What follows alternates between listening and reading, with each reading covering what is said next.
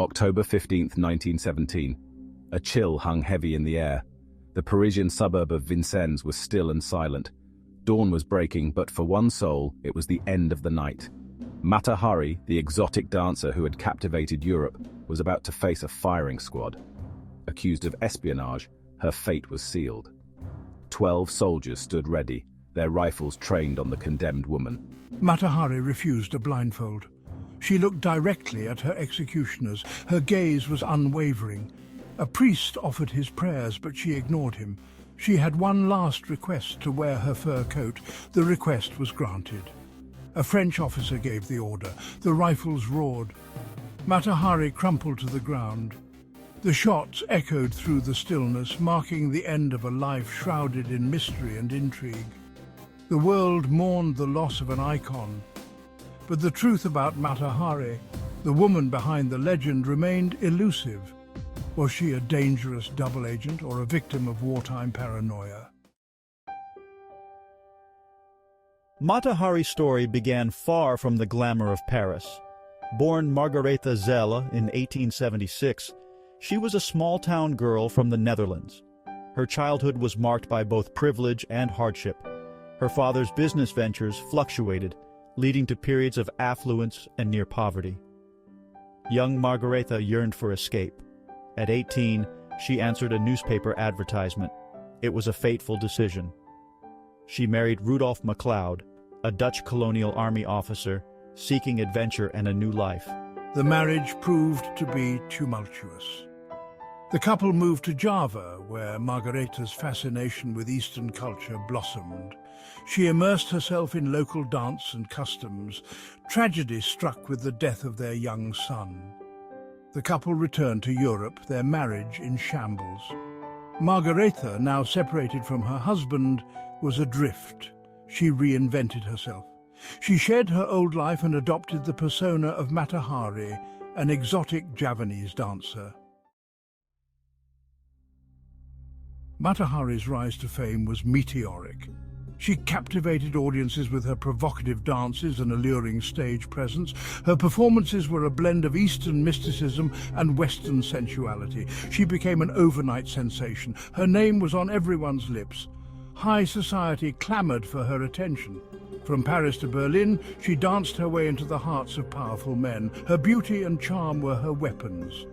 She collected lovers with ease. They were drawn to her mystique. High-ranking military officers, politicians and aristocrats fell under her spell. She moved in circles of power and influence. Secrets were whispered and confidences shared. Mata Hari, the captivating dancer, became privy to a world of espionage and intrigue. But was she a mere observer, or was she playing a more dangerous game? World War I cast a long shadow over Europe. Nations were at war, and intelligence gathering was paramount. Spies lurked in the shadows, their loyalties often ambiguous. It was in this climate of suspicion and paranoia that Mata Hari's life took a fateful turn. She was approached by the French intelligence service. They saw an opportunity to exploit her connections. Her access to high-ranking officials in both France and Germany made her an ideal candidate for espionage. Mata Hari, always drawn to excitement and intrigue, agreed to become an informant. She was given the code name H21. Her mission was to use her charm and seduction to gather intelligence on German military operations. She traveled freely between France and Spain, a neutral country teeming with spies from both sides. She met with German officials, using her beauty and wit to extract information. But as the war raged on, Mata Hari's loyalties became increasingly murky. Section 5. A tangled web of alliances, walking a razor's edge. The life of a double agent is fraught with danger. One misstep can have deadly consequences. Mata Hari, once a celebrated dancer, now found herself entangled in a web of deceit and betrayal. She juggled multiple identities, playing a dangerous game of cat and mouse with intelligence agencies. Her motives remain a subject of debate. Was she truly loyal to France, or did her sympathies lie with Germany? Some historians believe she was a German sympathizer from the outset, using her French connections to aid the enemy. Others argue that she was driven by self-preservation, playing both sides to ensure her own survival. The truth may never be known. What is certain is that Mata Hari's actions had consequences. Information she provided may have led to the deaths of Allied soldiers. Her double life was catching up with her. Section 6. The walls close in, betrayal and the shadow of suspicion. As the war dragged on, suspicion fell upon Mata Hari.